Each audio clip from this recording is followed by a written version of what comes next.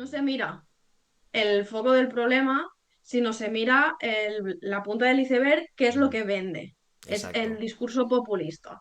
Pero tú estás viendo todo lo que hay debajo, Mm. porque el color de la piel es lo menos importante a la hora de juzgar nada. En todos los colectivos siempre hay manzanas podridas. En España hay un montón de manzanas podridas, ¿vale? Y la gente que llega al país, de 7 u 8 te encontrarás un par de manzanas podridas. Y esto en los centros no pasa. Eres tú como psicólogo que detectas patrones de conducta que no les van a favorecer. Tienes chicos muy jóvenes que hay una separación de la familia. Aquí te encuentras muchísimos roces de convivencia porque al final eh, cada uno tiene sus costumbres, cada Sí, uno cada uno es tiene de su sus casa. hábitos. Los valores que tú has aplicado en el boxeo o en la lucha en general, esos valores los puedes aplicar en el trabajo actual. Para mí escribir ha sido una manera de sacar muchos pensamientos, Ujú. de sacar ideas, de organizar la mente.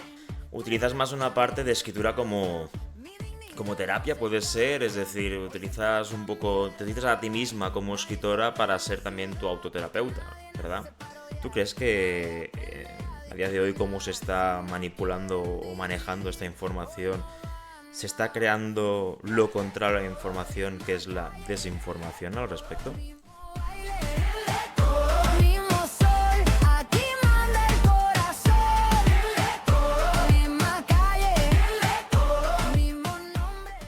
Buenas, Ana, un placer tenerte. Es la primera persona que traigo aquí a Lo que duró en café, que la considero amiga, casi hermana fuera de la familia, o sea, hermana que escoges. Muchas gracias por venir, la verdad, agradezco un montón que hayas sacado tiempo para venir. Y la pregunta que te quiero hacer, la primera de todas, que es la más importante a mi modo de ver, y es ¿cómo estás? Muchas gracias a ti, primero de todo, por invitarme y por dejarme participar. Estoy muy motivada, muy contenta por esta oportunidad y adelante. Vale, ya sabes que es una tertulia amigable, hablaremos un poquito de diferentes opiniones, todo lo que vaya saliendo. Y la primera, a ver, yo te conocí porque te hiciste mecenas de mi libro, ¿vale? De 12 asaltos.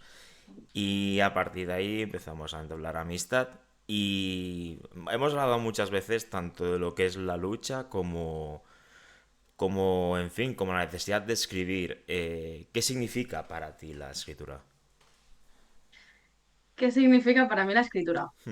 Em, para mí escribir ha sido una manera de sacar muchos pensamientos, Ujú, de sacar ideas, de organizar la mente. Yo soy de una persona creativa. ujú, Entonces, yo a veces iba por los sitios y veía, yo qué sé, un paisaje. Y con ese paisaje me imaginaba una historia. Y al final para mí escribir era como intentar poner palabras a aquellas historias o cuentos que me podía inventar yo. Empecé de muy pequeña realmente a escribir. Al ujú. principio pues escribía cartas a mi madre, cartas a mi abuela. Luego mi abuelo me contaba muchos cuentos cuando yo era pequeña. Qué bueno. Entonces también a veces empezaba a escribir historias y a partir de aquí fui creciendo y me fui especializando, leyendo mucho más y, y desarrollando más la escritura. Qué bueno. Un poquito, me puedo sentir identificado un poquito en este discurso, porque también empecé a escribir desde muy pequeño, yo soy hijo único, y, a ver, al final tantas historias que te inventas en la cabeza, mi madre me decía, oye, ¿y esto por qué no lo escribes, no? Y a raíz de aquí es cuando empecé también a sentir gusto por la escritura. O sea, digamos que a ti el hecho de escribir te ayuda a darle un significado, ¿no? A todo lo que ves o a todo lo que percibes. Sí. Y a la vez ponerle palabras Ujú, a lo que siento también me ayuda a sacar emociones. ujú, Intentar, me ha ayudado también mucho en el sentido de ganar vocabulario Ujú. y de intentar transmitir a través de las palabras lo que yo estaba sintiendo. Y me ha ayudado tanto a nivel emocional como a nivel para explicar historias y no sé, como el sueño ese de me gustaría algún día escribir el libro que a mí me hubiese gustado leer. Ahí está.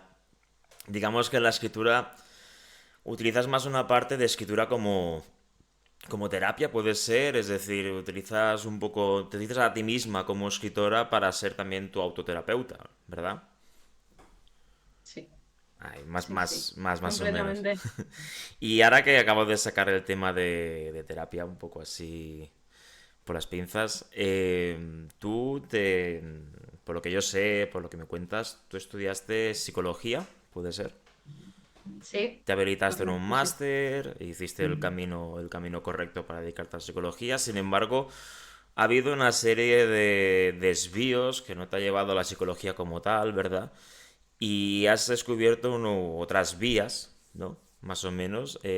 Cuéntame un poquito en qué estás enfocada ahora mismo y dónde está el granito de arena que tú aportas en tu labor. Ahora mismo soy orientadora laboral Ujú, y a lo que me dedico es a intentar crear itinerarios y ayudar a las personas a encontrar su camino laboral, ajá, su vocación, sus intereses y explicarles las opciones que tienen para llegar al objetivo que se proponen y ujú. explicar la realidad del mercado actual. ¿Qué tan importante Esto es lo- las... Ay, perdón. Sí, digo, ¿qué tan importante es la psicología en ese tipo de trabajo? ¿La orientación es muy importante o es más un actor secundario?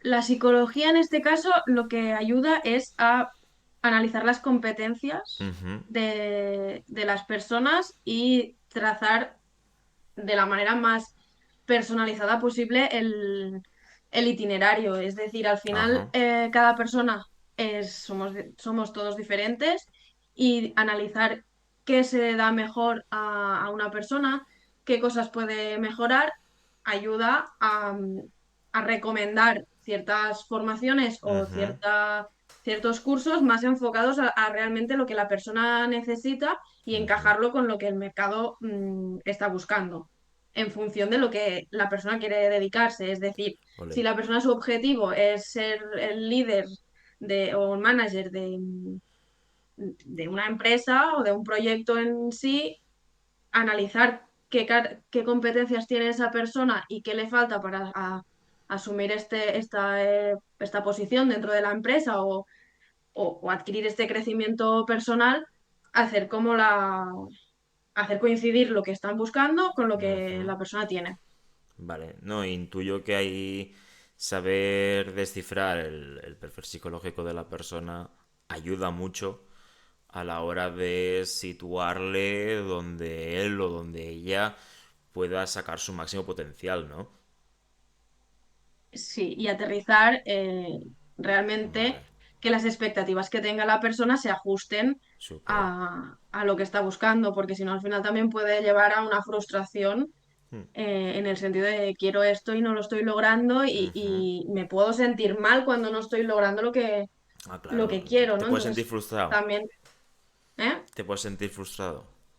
Sí, cuando estás buscando en procesos que quieres un cambio laboral, Ujú. que quieres un crecimiento, a veces el no tener las herramientas necesarias o no saber por qué estás fallando, por qué no te llaman a ti o por qué Sí, ¿no? después de una entrevista o sea, no te seleccionan, todo esto al final a la persona le puede generar sentimientos de frustración. Hombre, claro, y a mí me pasaba de, ostras, de súper joven y cada vez que añado números a los recuerdos es como, Dios, esto está yendo muy rápido. En fin, a los 16 17 años, cuando te metías en InfoJobs, a mí lo que me daba más rabia, más que el descartado, si te ponían descartado, mira, ha salido alguien mejor, es respetable, punto. Para mí lo que me daba rabia era cuando te ponía o currículum leído o en proceso de selección y nunca te llamaban. Entonces, ese grado de frustración es, yo considero que es importante que los que os dedicáis a la orientación, a ver, nosotros como profesores también tenemos una parte de orientación, no es el actor principal, pero sí que es cierto que debemos saber cómo lidiar con las frustraciones de, bueno, en mi caso, los alumnos, en tu caso, los usuarios, ¿no? Que necesitan de vuestro asesoramiento. Vale, a caballo de todo esto, ¿sí? Tú aparte de ser aficionada a la lectura, aficionada a la escritura, de dedicarte siempre a la... En tu trayectoria siempre has trabajado para ayudar, ¿cierto? Eh, Tú has adquirido, por lo que sé y por lo que podemos debatir aquí en la mesa, has adquirido una serie de valores. Que esos valores, gran parte de ellos, los comparto muchísimo porque tú y yo nos hemos dedicado a luchar, a hacer boxeo. Tú en tu caso has hecho más, si no recuerdo mal, has hecho más kickboxing, ¿verdad? Los valores que tú has aprendido en la lucha, esto es muy importante porque eres la primera invitada en la que puedo hablar de boxeo. Eh, sí, lo siento, te ha tocado. Eh, los ¿Sabes? val- Me encanta. ahí está, lo sé, lo sé. Entonces, los valores que tú has aplicado en el boxeo o en la lucha en general, esos valores los puedes aplicar en el trabajo actual, o mejor dicho, los has aplicado en otros trabajos de índole parecida. Mira, yo siempre digo que yo me aficioné al boxeo con 15 años. Empecé a ver boxeo por la tele todos los viernes por la noche y el día de mi cumpleaños, a los 16, me apunté al gimnasio Toma. y aunque nunca me he dedicado a ello profesionalmente, siempre he tenido los valores como si me dedicara a ello, es Ujú, decir, la disciplina, la constancia.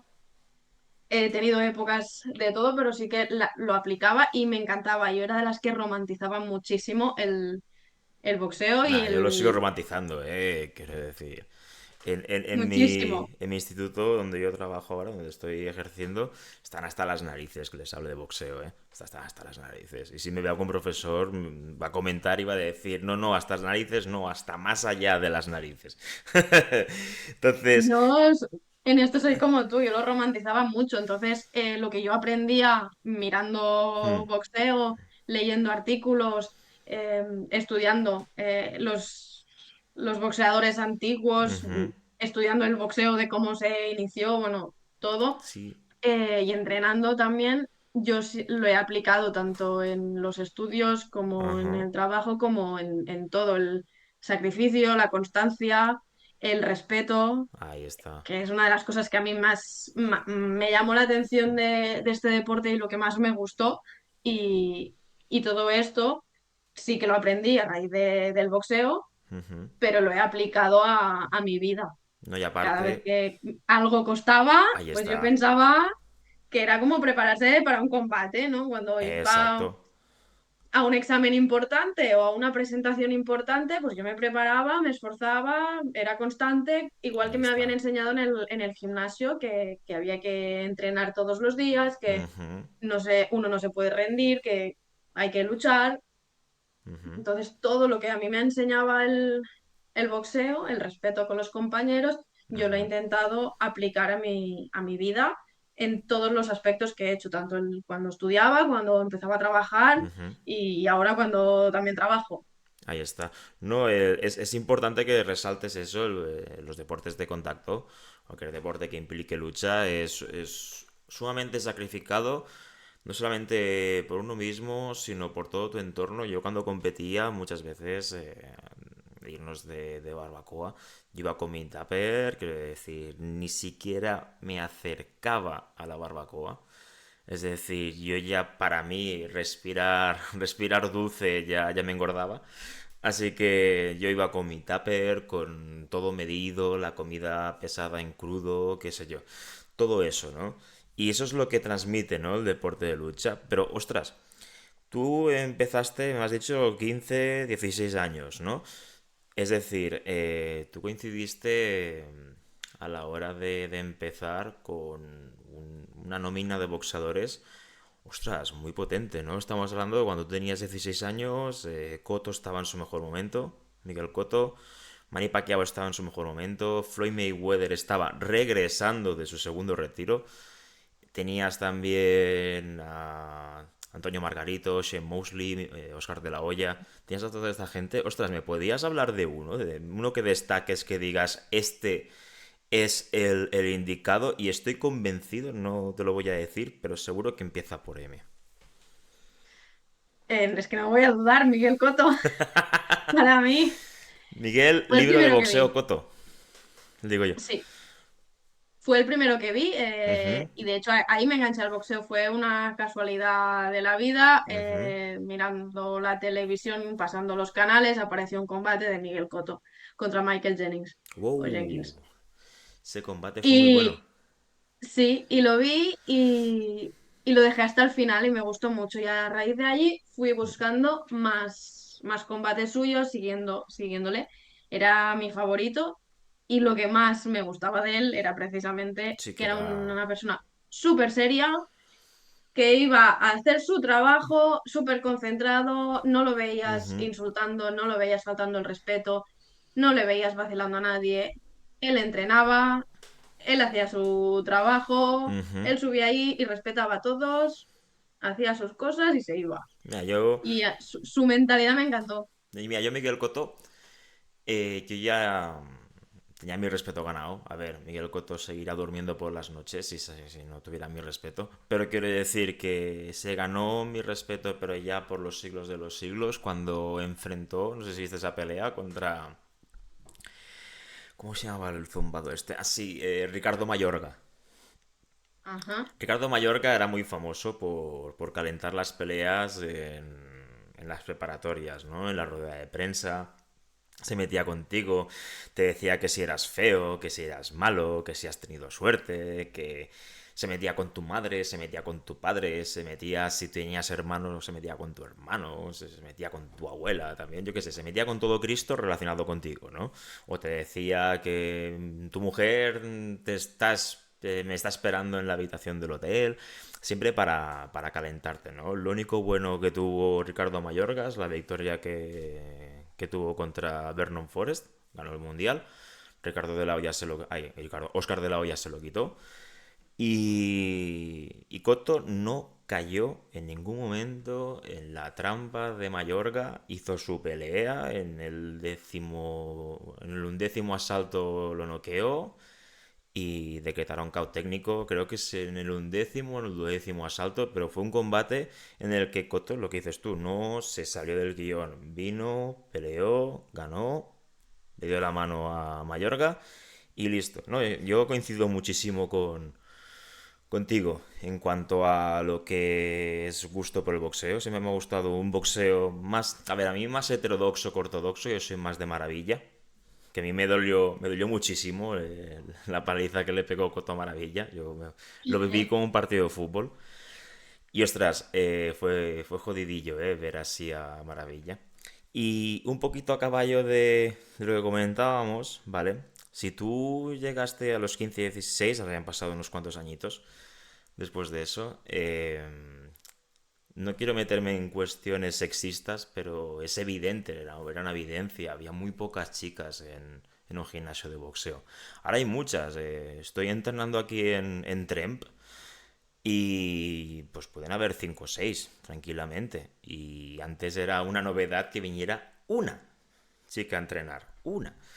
Entonces, ¿tú cómo te sentías? ¿Tú cómo, cuando veías tanto hombre entrenar, decías, te sentías ubicada o cómo se siente, como yo no me puedo meter en tu lugar, porque no tengo esa casuística, ¿cómo se siente una mujer cuando ve que va a un gimnasio a hacer algo que le gusta, pero no hay ninguna otra mujer alrededor que le guste lo mismo? A ver, tuve la suerte Ujú. de empezar en un gimnasio que al final yo lo acabé normalizando, Ujú. que había más presencia masculina. Sí que es verdad que el primer día que entré era la única chica en el gimnasio y eso pues se notó en el sentido de adaptación de los compañeros, de los Ujú. espacios y tal, pero al cabo de nada ya empezó también otra chica y éramos las dos que íbamos a entrenar Y a medida que he ido cambiando de gimnasios Ujú. y tal, sí que hubo pues una época que aunque había más chicas, pero el rol era como diferente, es decir, yo quizás iba más enfocada a competir si Mm. llegaba algún día o a entrenar como si fuera a competir, aunque luego no subía, tampoco Tenías me... la filosofía, ¿no? Sí, era como ya yo entrenaba a tope, Ujú. como si tuviera una pelea programada, Qué bueno. aunque no tuviera ninguna pelea. Lo envidio, Pero ¿eh? yo entrenaba, Ujú. iba al gimnasio con el objetivo de entrenar y de perfeccionar y de sacar como lo mejor de mí. Ujú. Y había otras chicas porque en ese momento era más como para hacer deporte y tal. Ajá. Sí que esto he visto que ha ido avanzando y sí que ahora vas a un gimnasio Sí, y sí que ya encuentras mujeres, encuentras chicas que se sí. quiere, o sea, que se dedican al boxeo Ujú. igual que un hombre, que ya no hay tanta diferencia. Pero yo al final era joven, no me Mm. planteaba quizás estas cuestiones. Yo Ujú. iba, entrenaba y es eso, tuve la suerte que no me sentí en ese momento con esos compañeros Qué bueno, discriminada, qué bueno. sino que entré como una más y entrené como una más. Buenísimo. No, eso te lo envidio, ¿eh? Yo sí que necesitaba tener una pelea pactada para entrenar fuerte, ¿eh? O sea, yo si no hubiese competido, jamás hubiera sabido lo que es entrenar duro. Porque yo sí que, como a mí no me gusta el deporte, pero sí me gusta el boxeo. Entonces, si para boxear tenías que hacer deporte, pues me volvía un súper deportista. Pero yo necesitaba tener una pelea pactada, saber que yo que sé, que el 20 de agosto peleaba para dar mi mejor versión. Si no, no lo hacía. O sea, yo ahí sí que... Yo soy una persona indisciplinada que ha logrado ser disciplinado gracias al boxeo. Y yo por eso también lo romantizo mucho, porque a mí el boxeo me ha dado un valor que ninguna otra disciplina, ni siquiera los mismos estudios, me han dado. Es decir, yo aplico mucho la filosofía al boxeo por eso, porque es la única disciplina o el único deporte que me ha dado esos valores, ¿sabes? Entonces, hemos hablado de boxeo masculino, me gustaría que nos fuéramos un poquito al femenino. En tu época sí que estaba Loli Muñoz, no sé si te suena. Estaba No, también Miriam la Reina, la Miriam Gutiérrez. la sí. Miriam Gutiérrez se ha pegado con lo mejor. Miriam tiene una historia muy particular, ¿vale? Una historia de superación muy particular. Historia que, ostras, que yo hasta mujer la admiro hasta saciedad. Políticamente estamos en las antípodas, pero sí que Miriam Gutiérrez como tal, corrígeme si me equivoco, yo creo que fue, y esto a ver si me lo puede desarrollar, yo creo que fue la pionera en boxeo femenino y una de las primeras que dijo, oye chicas, sí se puede. Sí, sí, o sea, es un referente. Ujú. Y todos al final es una boxeadora que estés menos o más metido Mm. en el mundo del boxeo español, Exacto. por poco que estés metido, sabes quién es, tiene nombre, ha tenido una carrera brutal, ha conseguido Ujú. llegar donde ha llegado A y mí es que lo único que me duele de Miriam Gutiérrez es la pena de que en su peso está lo mejor de la historia del box femenino. Es la única pena, porque Miriam Gutiérrez enfrentó el mismo año, a Katie Taylor y Amanda Serrano. es que El son mismo año. O sea, tanto Katie Taylor, perdón, tanto Katie Taylor como Amanda Serrano la atropellaron. Pobre, la atropellaron.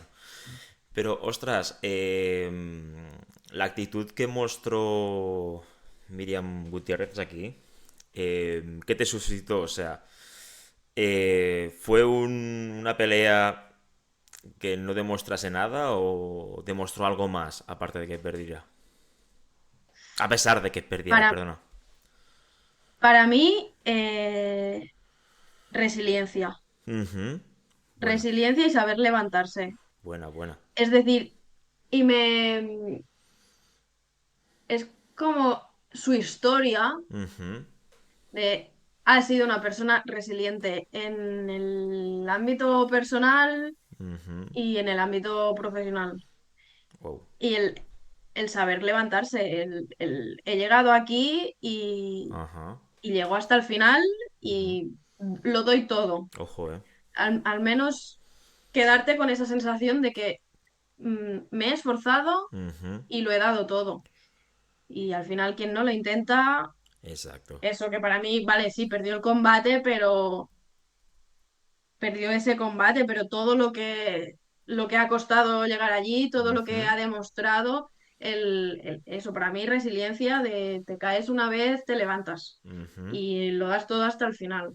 Y Ahí es está. el espíritu del sacrificio, de la constancia y de demostrar al final también a nivel, un poco lo que decías, ¿no? Del boxeo femenino, de Ujú. demostrar que se puede Ujú. y que se puede llegar a niveles altos. Ahí está.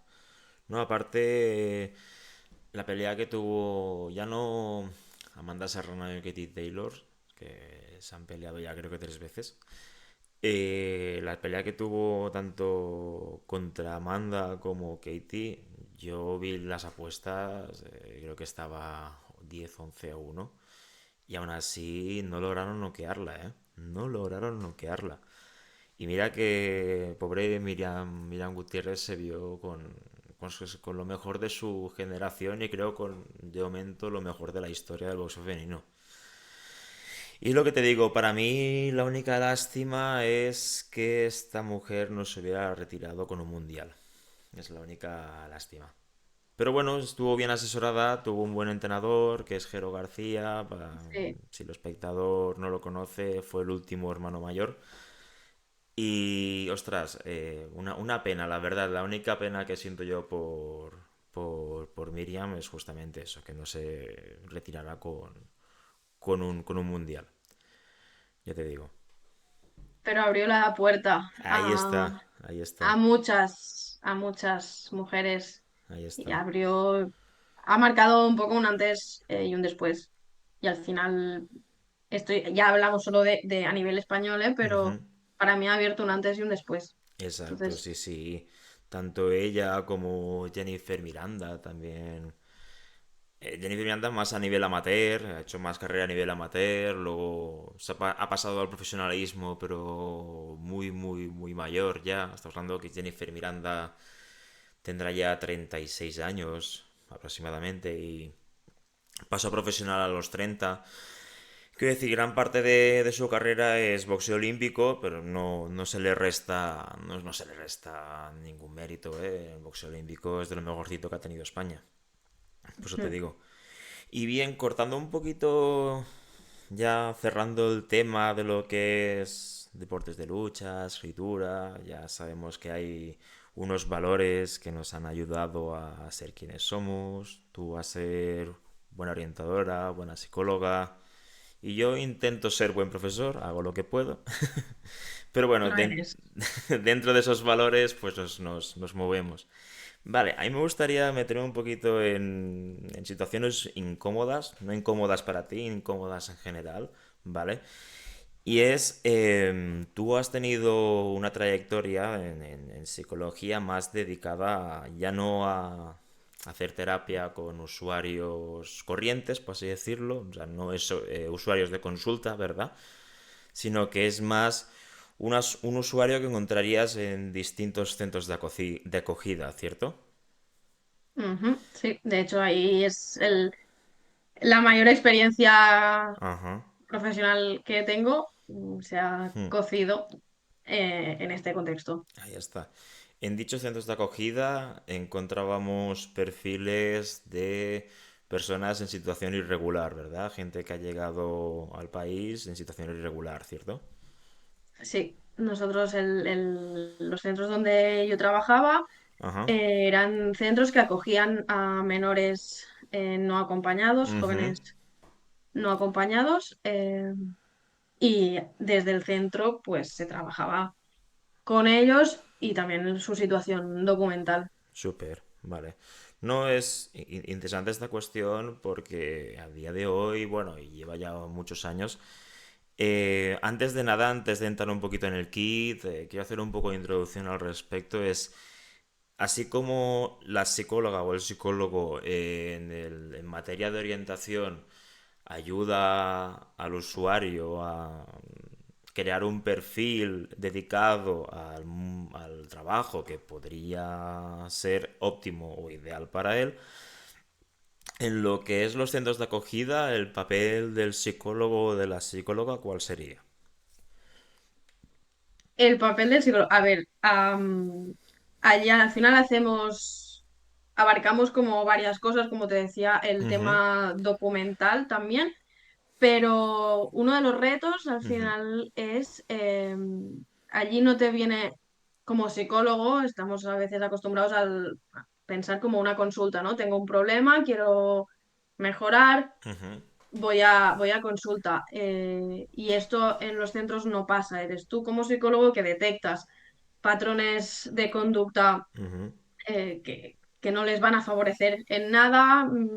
Ves chicos muy jóvenes que están sufriendo un duelo migratorio, que quizás no son ellos ni conscientes de lo que les está pasando. Entiendo. Tienes chicos muy jóvenes que hay una separación de la familia, que aterrizan en una cultura diferente, que muchas veces el proceso migratorio no es un proceso trabajado y estructurado y planificado, sino que muchas veces es, bueno, cuando llegan unos o han pasado por situaciones muy traumáticas y otros, el día que decidieron salir, lo Ujú, decidieron, luego se enfrentaron a un viaje muy duro, pero decidieron salir sin haberlo planificado, sin haberlo consultado con la ujú, familia y al final eh, esto afecta y deja consecuencias y deja marcas. Entonces, un poco el reto como psicóloga también era pues detectar las necesidades, ujú. trabajar una alianza terapéutica para que confiaran en mí como psicóloga y ir trabajando todos los problemas que iban surgiendo al día a día, porque al final no olvidemos que conviven muchos chicos Sí. eh, en una misma habitación incluso, o sea, Ujú. en un centro ya son Sí. muchos, pero es que en la habitación también había habitaciones de 12 13 chicos y aquí te encuentras muchísimos roces de convivencia porque al Wow. final eh, cada uno tiene sus costumbres, cada Sí, uno cada uno es tiene de su sus casa. hábitos. Claro, Ujú, entonces allí de repente tienes que convivir y tienes que dormir con 12 ujú. personas más, que uno ronca por la noche, que el otro en verano tiene más calor, que el otro te coge el ventilador y tú te quedas sin. Wow, tío. Entonces genera muchos conflictos, pequeños conflictos que se pueden ir acumulando y genera tensión. Entonces, No, ya. a veces era detectar pues qué estrategias están utilizando estos chicos Ajá. para solucionar estos problemas y formarles en esto, en solución de problemas, en afrontamiento, en prevención de las adicciones y todo esto a la vez que estás haciendo los informes que te están pidiendo, Dios. que estás redactando y recogiendo información, era como, y gestionando la documentación, porque al final es un eje fundamental el tema documental y Es les afecta muchísimo. un mucho en uno, ¿eh? Todo eso. Sí. Tremendo. Y al final, las ratios en este tipo de centros son las que son muy malas. Y ya te digo, yo hablo de que éramos una trabajadora social y yo cuando empecé a media jornada, por 38 chicos. Adiós. Y los trámites documentales implican ir a los consulados, Ujú. tramitar, aparte de pedir la documentación, hacer entrevistas, tanto a las familias como a los chicos, con la necesidad de un traductor, porque la barrera Oh. idiomática Sí, es importante, sobre todo cuando llegan. Bueno, que no son trámites rápidos y tienes que combinar esto con los problemas del día a día sí, que, y de planificar, dar la atención personalizada que a lo cada que... uno de los casos que se pueden. Evidentemente Exacto. es imposible atender a todos, pero al final atender a todos en el sentido de dar individualización en estas, Wow. o sea, se hacían sesiones como más grupales y los educadores sociales al final que tienen sus tutorizados son Ujú. los que se encargan más del campo de la intervención directa y de trabajar muchísimas cosas con ellos, ¿eh? Pero sí que había los casos como más que despuntaban, que necesitábamos como más trabajo, que sí que desde equipo técnico dábamos el soporte y trabajábamos con ellos y a la vez que el tema documental para todos, llevarlo al día y que no se te pase ninguna fecha, nada. Wow, impresionante, ¿no? Me vas a dejar de piedra. Claro, y aparte todo lo que es, como te digo, el día a día en un centro no es un día a día que esté previsto. Es decir, aquí en el instituto, bueno, pues los de segundo saben que los martes tienen sociales a primera hora, que después tienen matemáticas a segunda, luego tienen un cuartito de hora de patio, después, qué sé yo, educación física, castellano, otro cuartito de hora, 2 horitas más y para casa. Y sabes que al menos en esas 6 horas están sentaditos en la silla, escuchando al profe, o por lo menos haciendo ver que escuchan, ¿no? Pero, claro, el día a día de esos centros no es un día a día arreglado, me imagino, ¿no? Quiero decir, cada día pasan cosas que no se esperan. Sí que hay protocolos, imagino que hay planes de prevención y de intervención, pero aquí, a ver, aquí pueden pasar cosas en el centro, pasan, como en todos los centros, pero no suele pasar diariamente. Entonces, ¿cómo combinas todos esos trámites burocráticos, o cómo combinabas, mejor dicho, todos esos trámites burocráticos con garantizar una convivencia óptima, teniendo en cuenta los ratios que habían? Al final, los centros tienes un horario, ellos tienen un Sí. horario, saben la hora de levantar, la hora de ir a desayunar, está todo muy marcado. También se intenta que la mayoría que puedan vayan a estudiar a recursos externos Ujú. y si no, pues se les ofrece clases de idiomas en el centro, o sea, lo tienen como todo Guay, muy marcado. guay, Entonces, guay. era también un poco, nosotros conocemos y conocíamos todo el horario de cada chico, sabes si Ujú. está, si no está, si está en clases, si está, lo sabes todo. Esa también es una información eh, que como psicóloga, por ejemplo, a mí me ayudaba mucho, ¿no? A la hora de hacer informes, tienes un conocimiento que no te pueden engañar en el sentido de tú sabes si le cuesta levantar, tú sabes Ujú. cómo se toma los conflictos, tú sabes y conoces a esa persona porque la ves cada día Ujú. y desde que se levanta hasta que se va a dormir, yo no como psicóloga, pero siempre hay un profesional que lo ve y se ve toda su vida, ¿no? Ahí Entonces está. tú ya organizas en función de sus horarios, cuándo lo puedo llamar para una entrevista, Sí. cuándo puedo hablar con su madre o con su padre y cuándo puedo estar haciendo yo informes porque sé que ellos están estudiando o están y no tengo en ese momento, o sea, yo ya me organizaba un poco la agenda en función pues de esto y evidentemente en función de si había consulado o había algún trámite presencial que hubiese que ir con el chico a Ujú. acompañarle. Entiendo. Bueno, tú sabes que yo soy una persona de bueno, el tiempo que llevamos ya conociéndonos, que yo miro todo. O sea, no solamente consulto una fuente, yo consulto varias, porque intento no quedarme siempre con el primer relato, ¿no? Porque si nos quedáramos con el primer relato estaríamos todos hiper radicalizados, y más en estos tiempos. En estos tiempos se está viendo una polarización que es horrible. ¿Vale? No sé si sabes dónde estoy queriendo llegar, más o menos. Y es el hecho de que, Jobar, yo en este tipo de trabajos que tú desempeñabas, yo he escuchado muchas historias, muy que yo considero, y más teniendo experiencias de fuentes primeras, no únicamente tú, conozco más gente que trabaja y que a día de hoy sigue desempeñando estas funciones, y puedo ver un poquito dónde está más el relato que el dato, ¿sabes? Entonces, ¿tú crees que a día de hoy cómo se está manipulando o manejando esta información? ¿Se está creando lo contrario a la información, que es la desinformación al respecto? Yo creo que se deshumaniza mucho el colectivo Vale. y Dices en, que, perdona, más que desinformar, deshumanizar. aparte de desinformar, Ajá, porque no se explican las realidades, pero cuando se explican, muchas veces se explican desde una perspectiva o eh, como si fueran números o como si no fueran personas y no tuvieran los mismos derechos, o incluso a veces vales en función de lo que aportas o de lo que ajá. puedes aportar o de lo que vienes a hacer aquí y no como por el simple hecho de que eres una persona igual que yo, y igual que mi vecino, igual que mi padre, igual que Exacto. todos. Yo siempre digo que para poder aportar tienes que tener oportunidades.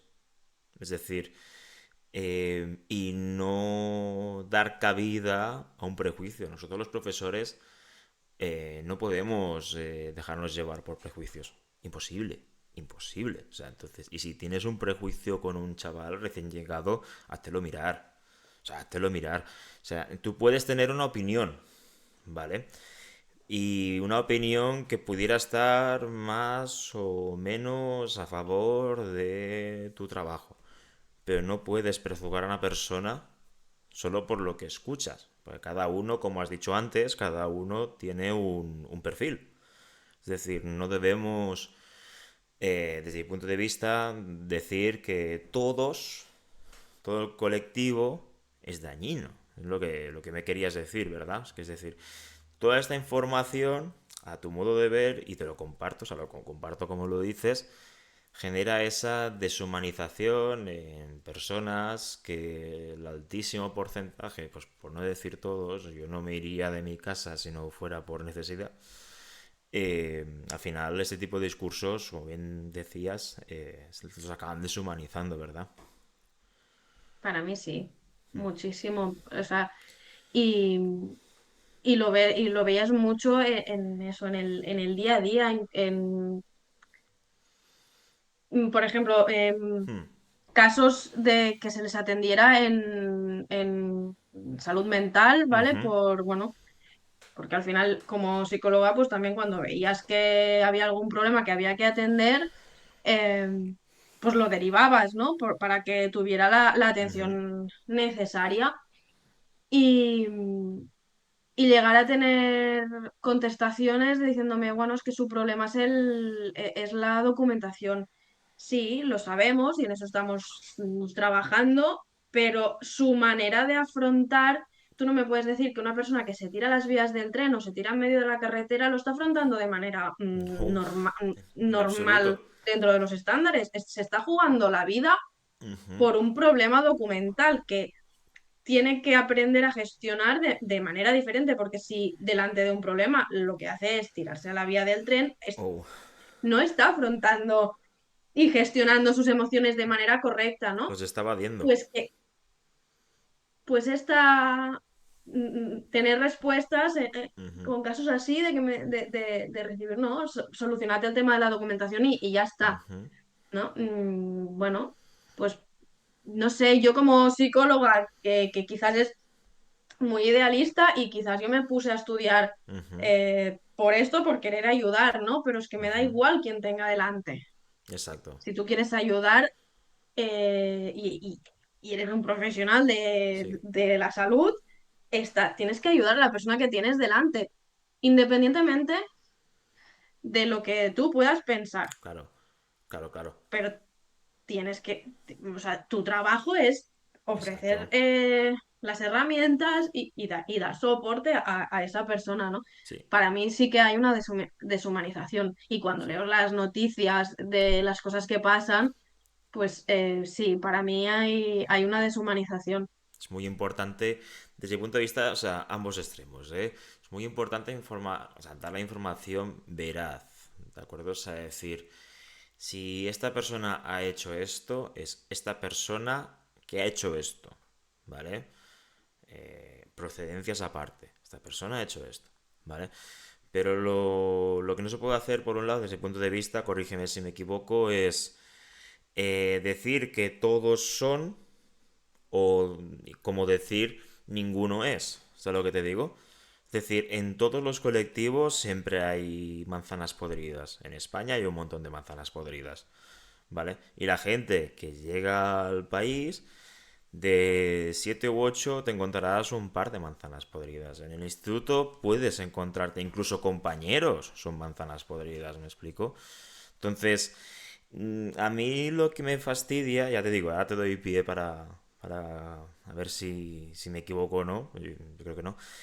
A mi modo de ver, el problema es que lo estamos generalizando y estamos diciendo que esta persona, por ser de donde es, o esta persona, por pensar como piensa, ya es un potencial algo.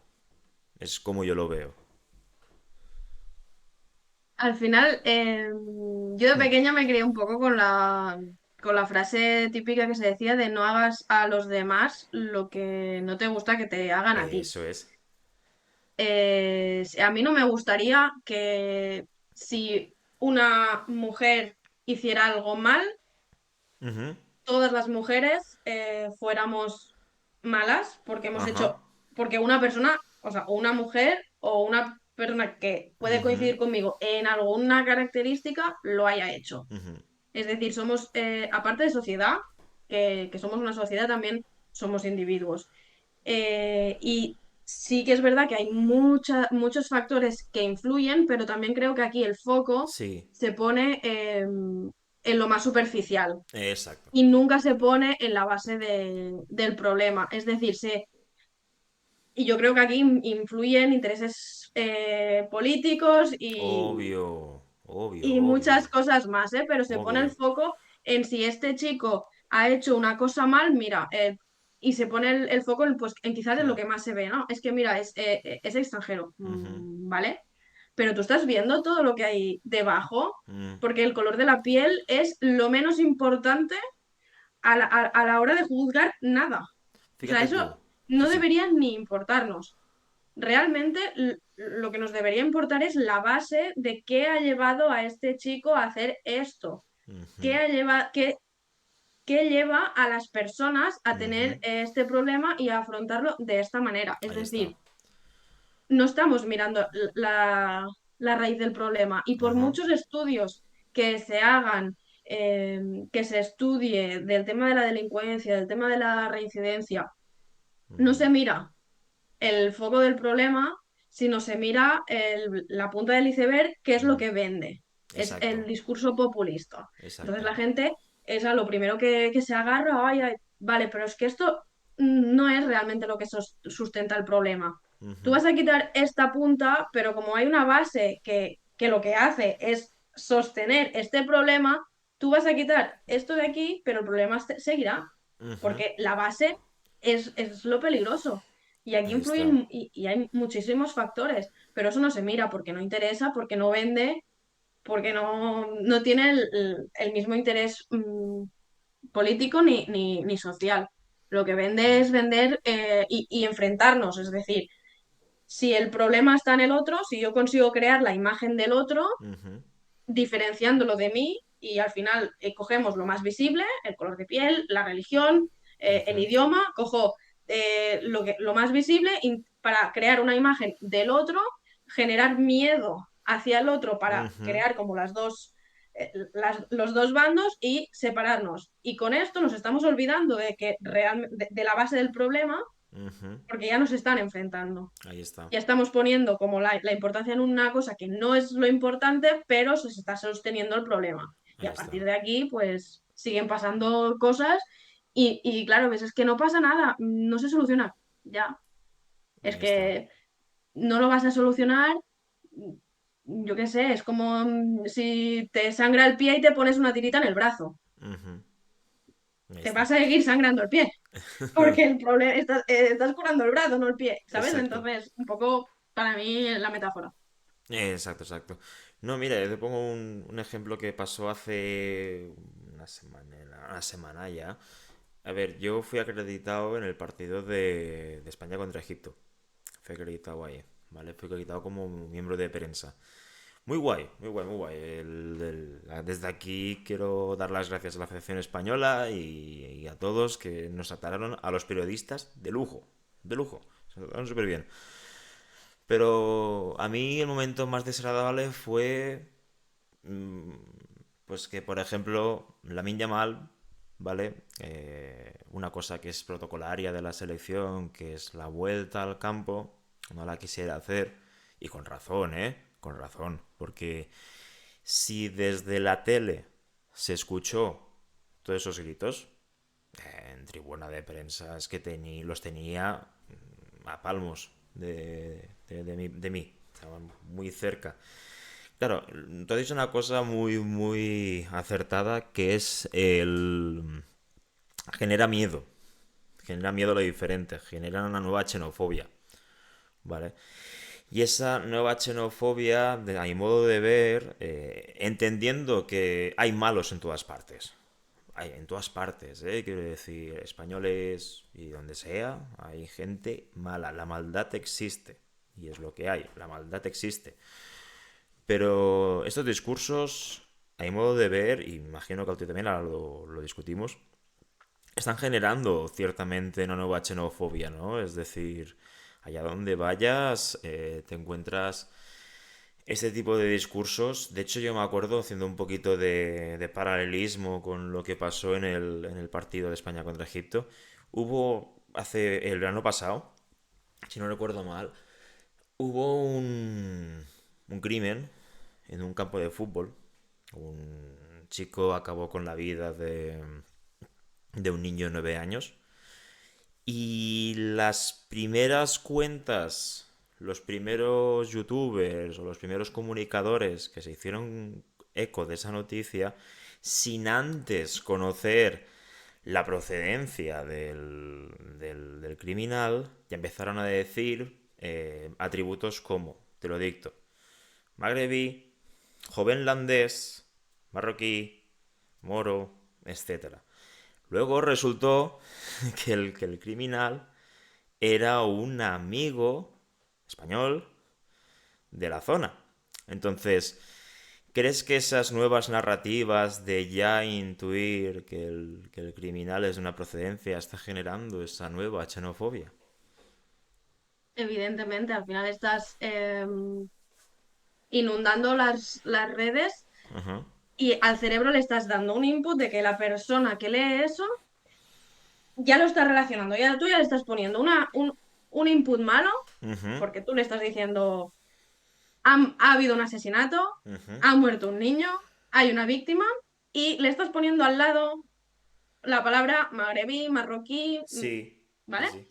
Entonces, estás haciendo esa relación. Por mucho que tú después, si la persona tiene un poco de conciencia y dice, bueno, voy a investigar, voy a hacer esa búsqueda exhaustiva para corroborar la información, tú al final el input lo tienes en el cerebro. Ajá. Y a base de ponerte al lado, magrebí, delincuencia, magrebí, delincuencia, magrebí, delincuencia. Al final, la persona Ujú.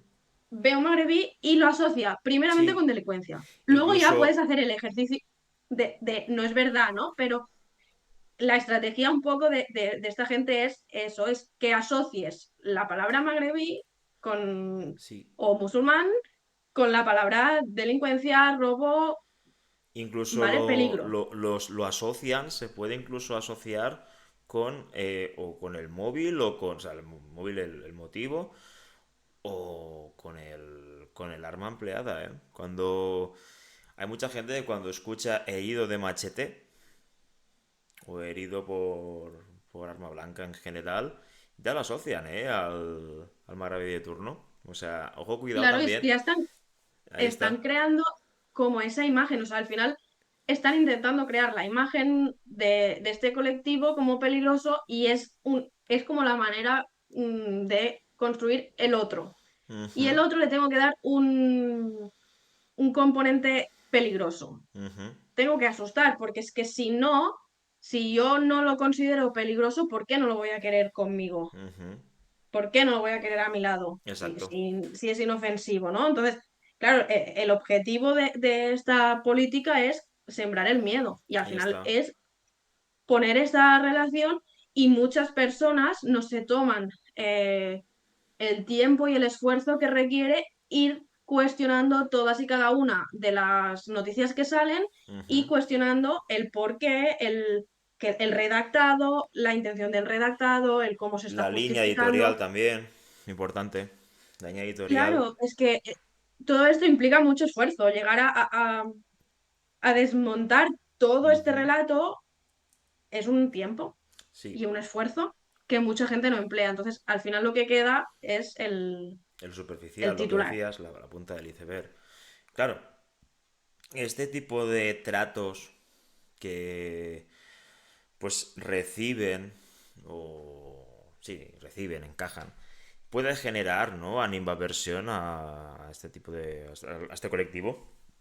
Me explico.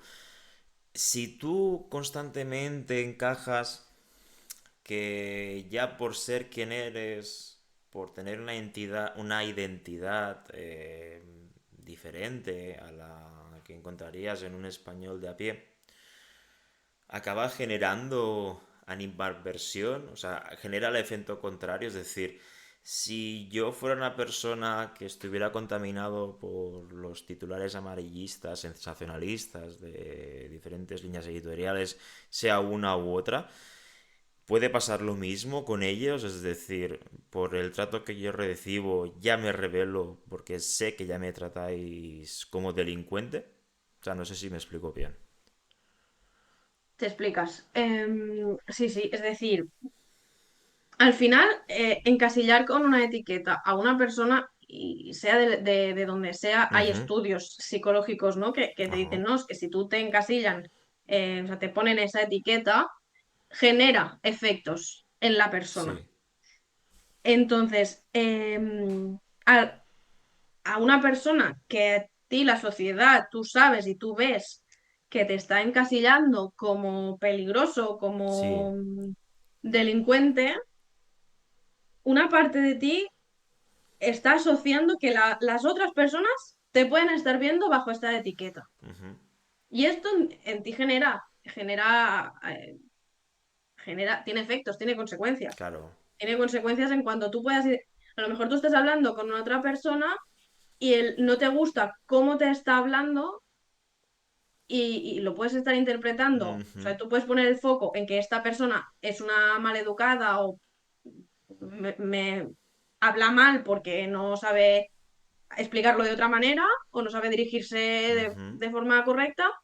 O si yo sé que me está mirando a mí porque yo no soy de aquí, porque yo sé que tengo esta etiqueta, ujú, sé que está desconfiando de mí por mi color de piel y sé que me está hablando a mí así porque, ¿sabes? Y generar ujú, como intuiciones que a lo mejor no son, no son reales en ese caso en particular, entiendo, pero como te han enseñado a que a ti se van a dirigir de esta manera, van a pensar de ti que eres esto, ajá, puede generar o puede generar varias cosas, porque al final es lo que decíamos, que cada persona es diferente, ¿no? Pero puede tanto generar un sobreesfuerzo constante que es una sí, sobrecarga mental y física muy grande para las personas, de tener que estar constantemente demostrando que eres lo contrario a lo que te dicen, ajá, o dejarte como llevar y decir, a ver, si me vas a pillar igual, pues ya lo hago. exacto. Claro, puede generar muchísimas consecuencias, pero lo que es que tiene consecuencias en las personas. Ujú, entiendo. No, y al final yo creo aquí quiero mostrarte una analogía que es muy parecida a esto. Yo soy profesor, ¿vale? Y soy un profesor orgulloso. Yo voy todos los días siempre con la intención de hacer un bien en mis chavales, en los alumnos, ¿no? Y a procurar que, bueno, pues que aprendan los conceptos en materia de lengua y sobre todo que se contagien un poco por los valores que quiero inculcarles, ¿no? Que sean gente de bien, básicamente. Pero lo que yo recibo muchas veces, no digo de un chaval en concreto, digo de la chavalada general, es animadversión porque la persona que te está hablando es un profesor. Ya te deshumanizan de primeras. Es decir, ese tío es profesor, hay que tratarlo así. Y hay que hacerle la vida imposible. ¿Por qué? Porque es el profesor. ¿Vale? Y el profesor siempre ha tenido esa fama. ¿No? Y creo que la analogía, la que podemos atribuirle todo eso es que, ostras, no deshumanicemos a la persona, no digamos tú eres malo por ser profe, ¿vale? O tú eres malo por ser moro, ¿vale? O por ser extranjero, o por ser ya no nada, sino distinto a lo que yo pienso. Vamos a enfocarnos más en cómo eres como persona. Insisto, yo asumiendo que en todas partes, en todos los contextos y en todas las culturas siempre hay fraudes, siempre hay delincuentes y siempre hay gente que son minorías demasiado ruidosas. Hay profesores malos. Hace poco salió una noticia de un profesor zumbadísimo que ponía contenido explícito en clase, que pedía, les facilitaba las notas a cambio de favores sexuales, ¿sabes? Y claro, si tiramos de la misma tónica y esas noticias se hacen súper virales, ahora de repente todos los profes somos unos viciosos, ¿sabes? Eso quiere decir, vamos con esa analogía, ¿no? Claro, ¿qué Entonces, hacemos? ¿No llevamos a los niños al colegio? claro, ahí está, ¿no? Entonces, ahí está, yo procuro, mi ejercicio personal, digamos que es saber o intentar no generalizar y buscar siempre el foco del problema, el origen, irnos a todas las fuentes posibles, fuentes si puede ser fiables. Yo recomiendo a la gente que nos esté viendo, les recomiendo maldita.es, que en Maldita lo que hace es seleccionar los bulos, los contrasta y te dice qué periódico o qué canal te está brindando el contenido más correcto, ¿no? Entonces, yo tengo mis herramientas para poderme defender de los bulos, de la desinformación, de las fake news, de los clickbaits y todo en general. Pero el resto de las personas, ¿tú qué les recomendarías o qué inputs les darías para no dejarse llevar o no caer por estos nuevos sensacionalismos que necesitan que siempre haya un rincón rojo y un rincón azul, ¿no? Que haya un boxeador que se enfrente a otro y que estemos siempre polarizados. ¿Qué inputs les darías? A ver, primero informarse y no solo desde el punto de vista Ujú. occidental, patriarcal, Ajá, de aquí. Es decir, no nacemos enseñados, exacto. aprendemos a medida que crecemos y nos enseñan la parte, la parte que quieren. Es decir, hay un filósofo famoso, Michael Foucault, que Ajá, dijo una frase muy, muy famosa del poder es saber y el saber es poder. exacto. Desde el poder te enseñan, o sea, te dicen y te marcan lo que vas a aprender. Entonces, hemos crecido en una sociedad y nos han enseñado y nos han educado de una determinada manera. Ujú, Y los conocimientos que tenemos son en base a esto y a esta estructura que tenemos. Entonces, si queremos profundizar, tenemos que también saber ponernos en el otro lado ujú. y escuchar y no sentirnos completamente siempre atacados, ¿no? La famosa fragilidad blanca que a la que denuncian un comentario racista, "Ah, no, no, es que yo no soy racista". Bueno, no, a lo Ujú. mejor este comentario es racista y tú quizás nunca te habías planteado que eso que estabas haciendo era racista o que esta manera de pensar tuya lo era, pero lo es. Entonces, vale, Pudieran... para eliminar todo esto, Ajá, primero tenemos que bajar las barreras un poco, sí. dejar de estar siempre a la defensiva y decir, vamos a trabajar, vamos a ver, vamos a conocer, porque si no conocemos, cuando hay un desconocimiento, Hmm, es que no nos podemos permitir juzgar una cosa que no conocemos, igual que no nos gusta que nos juzguen a nosotros sin conocernos.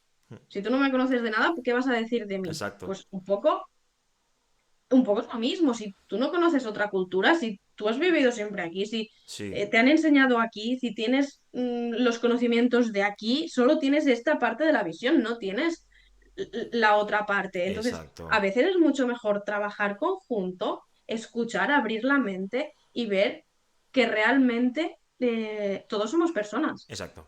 Y aquí mucho, y esto sí que es como un inciso que a veces cuando yo leo las noticias, cuando una persona blanca comete un delito, es como que se intenta justificar el por qué, se Ujú, busca la base del problema. Y muchas veces se atribuye tenía problemas de salud mental y se ujú, justifica. No en lo que haya hecho, sino, pero se busca y se le da una explicación y un trato más humanizador. ujú. Cuando esto lo hace una persona racializada, parece que nos olvidamos de También ver más allá. es depende, perdona, también es depende de las fuentes a la que vayas, porque es que según qué fuentes ya extremas, yo he encontrado la misma noticia, la misma, en diferentes fuentes y parecía una noticia diferente. Fuentes afines a la derecha se morían, te lo juro, se morían por poner el máximo, el sospechoso de origen magrebí. Siempre lo ponen. Pero, a ver, no lo veo mal porque hay que detallar. Pero detalla aquí y detalla allá también. O sea, detállalo todo en Claro, ambos bandos. ¿Sabes? pero es que Y luego para también, mí, perdona, eh, en diarios afines en el otro lado de la balanza, hacían lo posible para camuflar que era de aquí o de allá. Entonces, ostras, es lo que te digo. Si has de detallar, detállalo todo, ¿no? Ahí es lo que quería, el inciso que quería hacer, que hay muchas fuentes que se mueren por mostrarlo y otras fuentes que aún se mueren más también por ocultarlo, ¿sabes? pero porque yo creo que al final ahora mismo esto es lo que vende. Es Exacto, decir, nos quieren polarizar y se está poniendo más el foco en si el agresor es de aquí o de fuera. Y solo exacto. hay que ver, o sea, tú entras en el Instagram o en el TikTok o en el X, cuando hay una noticia, los primeros comentarios, y es que la mayoría de comentarios son, ¿este come jamón o no? Sí. Es O comentario la skin no típico falla, también la escucho mucho esa. Claro, pero es que ahora lo que están haciendo es una guerra en el sentido Ujú, de cuando la persona es musulmana, y no come jamón, no come jamón. Y ujú, cuando una persona no es musulmana y es blanca, este sí que come jamón. O sea, estamos haciendo como una guerra ujú. poniendo el foco de la importancia en defender un bando y otro, los dos, Sí, si es extranjero o no lo claro. es. Y el foco lo están poniendo en esto Y al final en eso, vez de poner el foco en qué sí, está pasando, por qué estamos llegando a este claro, nivel. ¿no? Y al final es que me importa un carajo de dónde seas, tío. La persona no va a revivir, ¿sabes? No. Entonces, yo también me quiero centrar más en el acto, o sea, en el acto que en el actor. ¿Sabes lo que te digo? Digo, ha pasado esto, ¿vale? Pero ¿por qué está pasando? O sea, ¿por qué han aumentado este tipo de delitos? ¿Es porque ha llegado un nuevo tipo de crimen? ¿O es porque realmente están creando bandos polarizados para que esto suceda? ¿Porque es necesario? ¿Porque un ministerio cualquiera el que sea, necesita que haya problemas para que siga subsistiendo, ¿sabes? Entonces, ¿realmente es por culpa del actor o realmente es culpa, o sea, o realmente es el acto el culpable? Ahora mismo se está poniendo el foco en el actor Exacto, en ahí vez está. de en el acto.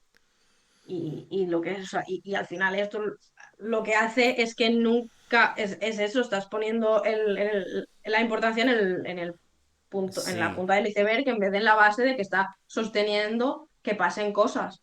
exacto. Y que al final hay muchísima desinformación que circula por redes que Ujú, no se le da importancia. exacto. También aquí influye mucho la existencia de redes. Antes quizás pasaba una cosa y no lo También es sabía verdad, toda España. también es verdad. Ahora pasa una cosa en Málaga y nosotros estamos en Cataluña y nos enteramos. Sí, Y pasa una cosa aquí y desde Sevilla lo ven, porque todo circula por redes. mira, el problema, Todo. justamente lo que decías tú, y esto lo hemos hablado algunas veces. Mira, el problema que sucede en redes es que cualquier ente de superioridad, que bien podía ser una persona con sus miles de seguidores, dice una cosa y la gente, como no lo contrasta, o la gran mayoría no lo contrasta, se acaba comiendo el bulo. ¿Vale? Un bulo que sucedió, que me parece que lo hablamos, mira, cuando pasó lo de Sara Santaolalla, ¿vale? Ujú. Que tuvo ese percance con Vito Quiles. Hago paréntesis, para luchar contra Vito Quiles hay que ser un rufián. O sea, yo la única manera que veo de...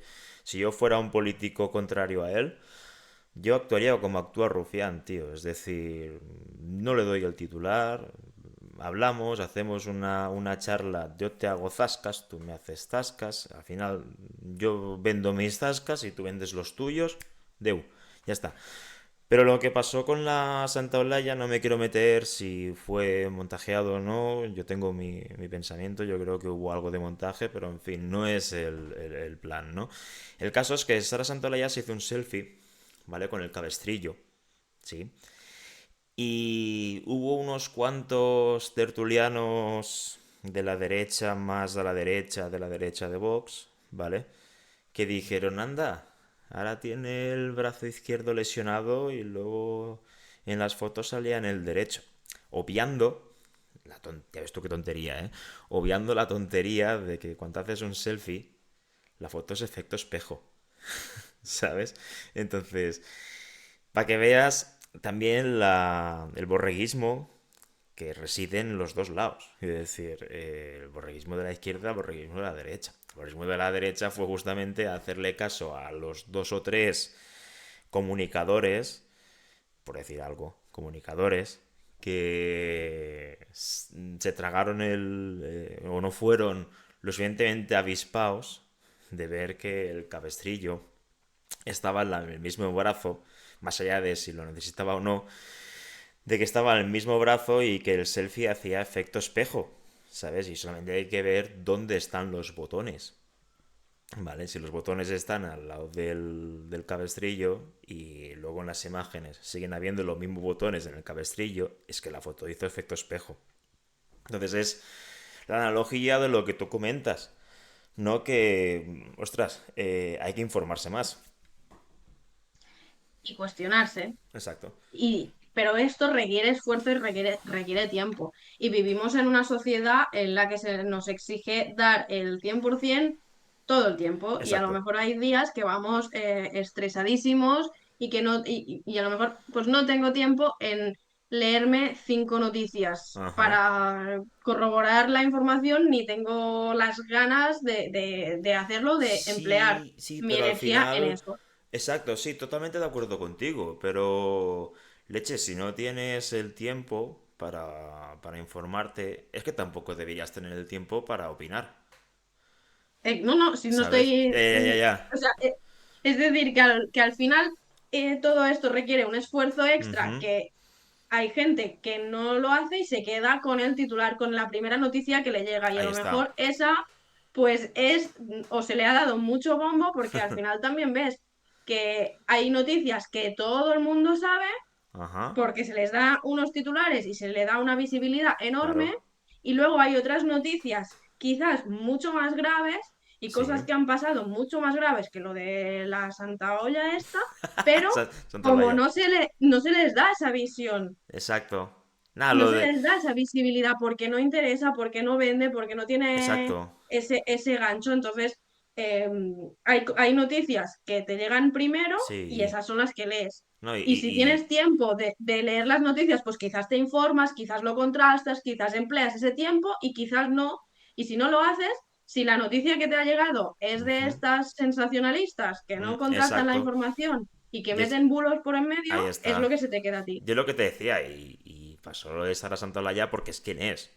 Es una persona que hasta hace poco estaba en todos los prime times en televisión, en todos. O sea, por la mañana, mediodía y a veces si la invitaban en Horizonte, tarde, noche, quiero decir. Una persona que a nivel mediático pues da mucho juego, da muchísimo juego, pues una persona meramente panfletaria que da mucho juego, es decir, es como dirían algunos comunicadores, que ahí estoy de acuerdo, es un muñeco que están utilizando y se está acabando de romper, si no está rota ya, y ha servido para generar odio, Desde mi punto de vista, quiero decir, hay gente que estará a favor o estará en contra, pero yo hice una investigación de Sara Santolaya, tengo un vídeo, lo tengo en privado, porque tampoco fue un vídeo hecho con mucho chapucero y lo quise subir, al final lo dejé en privado. Yo investigué más que nada para saber esta persona que la veías todos los días en la tele y dices, ostras, ¿qué ha hecho para estar ahí, no? Y al final llegas a unas conclusiones que dices, bueno, de 11 cosas que dice, hay veces que 0,5 están bien, ¿sabes? Pero bueno, en fin. Ya para terminar, Ana, que llevamos una horita, ostras, llevamos una horita de tiempo bastante curioso. Me está encantando la charla que estamos teniendo. Y a mí me gustaría hacer, siempre lo hago con todos los invitados, un último juego, que es yo digo un sintagma, ¿vale? Una frase, y tú la debes completar con lo que quieras. No hay extensión máxima ni mínima, puede ser una palabra o puede ser dos oraciones o una explicación, ¿vale? La Ok. primera y muy sencilla es el boxeo es... Vida. Vive duro. Vive Bueno, duro, vive mejor. ahí esa es buena, esa es buena. O sea, lo tengo enganchado en el portátil, que hicimos un taller de serigrafía aquí en el Insti, y me lo enganché en el portátil. Luego te pasaré foto. ¿Qué más? La escritura es... Soltar pensamientos y todo lo que llevas dentro. Toma. Dos más. El racismo se vence. Con amor. Toma. Esta me gusta, no me la esperaba. Te lo juro, no me la esperaba. Me esperaba otras, pero esa no. Y la última, solo si nos unimos. Saldremos mejores. Muy bien. Pues muchas gracias, Asana, de verdad. Te agradezco un montón que hayas venido. Lástima de la agenda, si no me quedaría otras 5 horas más aquí hablando. Ha sido un placer inmenso tenerte aquí. Has estado muy bien, la verdad. Ostras, para decirme que no se te daba bien, la verdad, has hecho una intervención brutal. Porque te tengo confianza. Nada, te mando Sí, un no me costaría abrazo. más. Sí, te mando un abrazo de la distancia. Espero verte pronto, por favor, y cuídate mucho, porfa. Igualmente. Muchas gracias a ti por la oportunidad. Ya ves, todo sea eso. Un abrazo muy fuerte. Hasta luego. Deo.